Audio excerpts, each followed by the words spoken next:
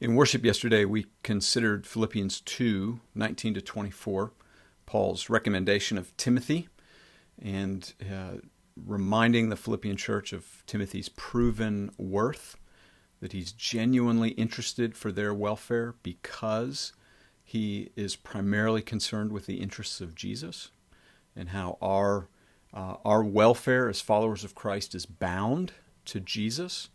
And that has lots of implications. One of them being that we can serve other people, and that we need to be, because of how Jesus has served us, serving others, either with our words or with our actions, or both.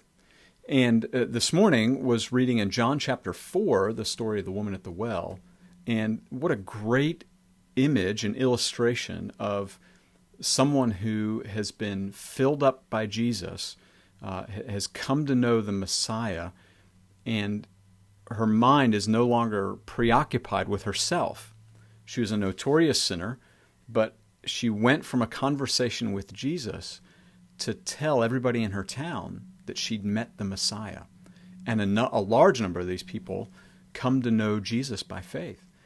It's a great image there in John chapter 4, verses 28 and 30 is where she leaves the conversation with Jesus and goes to share the good news. It's a beautiful illustration of someone whose life has been preoccupied now with Jesus instead of with self. That's what the gospel does to us.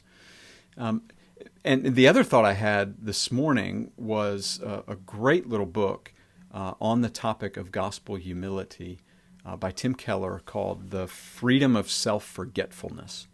It's a short little book. It's not real long. Though you could probably read it in one sitting. I'd encourage you to give it more time than that, because it's certainly worth that time. But just one brief excerpt that kind of gets to the point of what gospel humility is and what Jesus does, and does in us and then through us. Keller says, the essence of gospel humility is not thinking more of myself or thinking less of myself. It's thinking of myself less. Gospel humility is not needing to think about myself, not needing to connect things with myself. It is an end to thoughts such as, I'm in this room with these people. Does that make me look good? Do I want to be here? True gospel humility means I stop connecting every experience, every conversation with myself. In fact, I stop thinking about myself. The freedom of self-forgetfulness.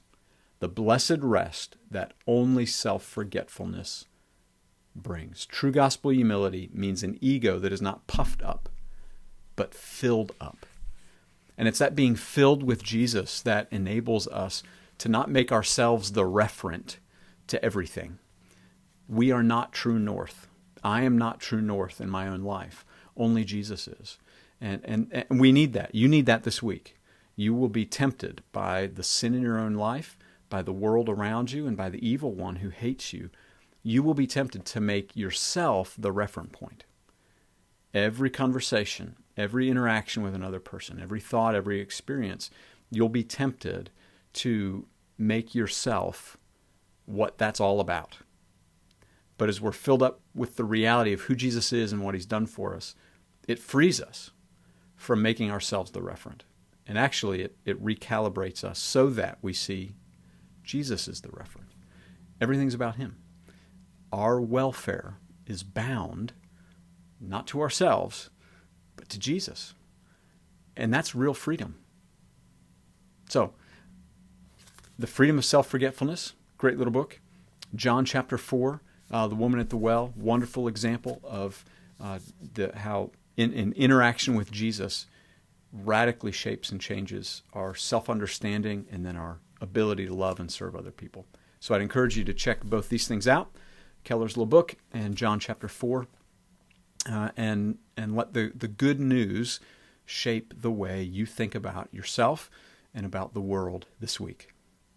Beloved, grace and peace are yours in Christ.